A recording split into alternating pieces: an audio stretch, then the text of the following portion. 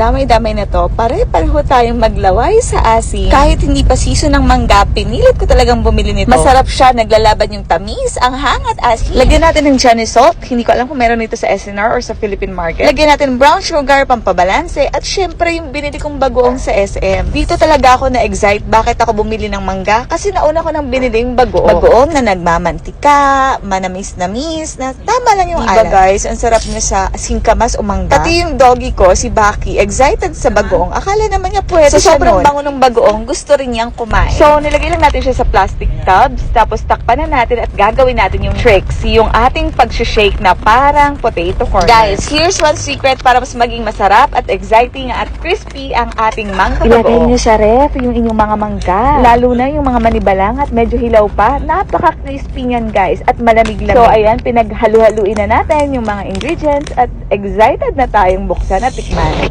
Diba guys? Nakakalaway at nakakaasin. Pati yung doggy ko ayaw magpaawat. Wala siyang magagawa, hindi siya pwede nito. So, taste test na. Unahin muna natin ang aking kapatid. Ayan, tikman daw niya.